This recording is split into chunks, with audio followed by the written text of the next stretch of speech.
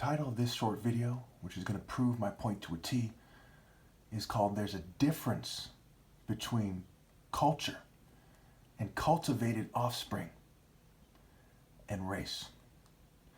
Again, I tell you, there's a difference between culture and race, and there's a difference between cultivated, right? Like cultivating crops, offspring, and race. This is part of why, even though I look black, and I'm part black and part white, I'm not black or white in a sense in terms of cultivation.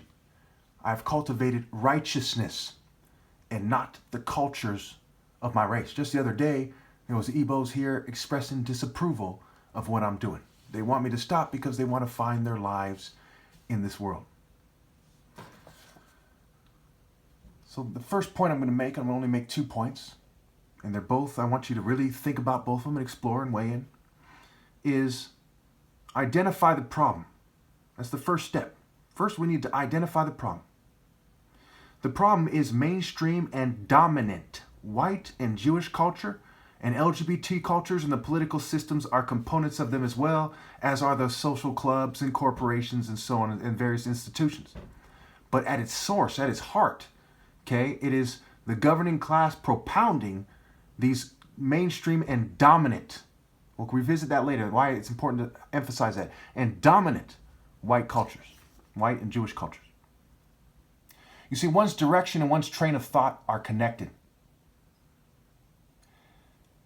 These groups leverage their social, political, and economic power as oppressors, and the other members of their group are just submissive to them.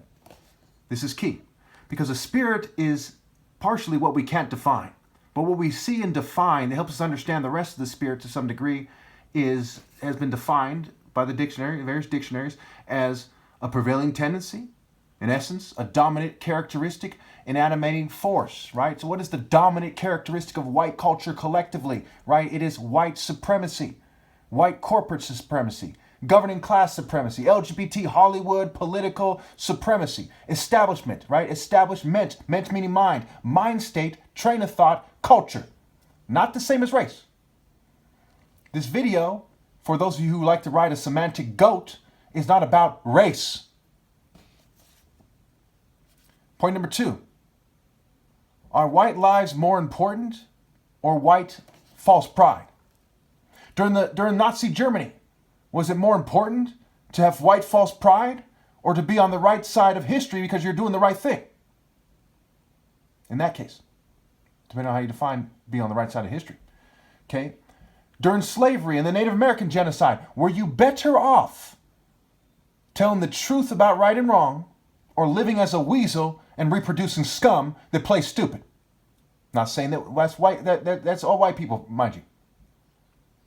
My mom, for instance, married my dad. I'm part white. During Jim Crow, Nazi Germany, slavery, Jim Crow, Native American genocide, Vietnam, the Phoenix Program, during the Russian, kind of Holocaust against whites in Russia by other white people, were you better off saying, I'm proud to be this, have this sort of white pride, or are you better off telling the truth? So is white false pride more important than your offspring's moral and spiritual health? More important than their mental health in reality and not a stupid psychological construct based on false pride? If you do not get past step 1, you should shut the fuck up and get the fuck out of politics, get the fuck out of social and political activism, and stop fucking persecuting me. Stop persecuting me anyway. I'm doing the right thing. Identify the problem. What's the problem? It is the dominant white and Jewish culture, and LGBT cultures and the political systems are a component of it, and all the rest of their peoples and the token minorities and everyone who submits to them are submissive to it. If there's a pirate ship and there's a bunch of people raping, there's like 10 of them who are submissive and saying they're the problem. No, you're also the problem because you're on board with the pirate ship.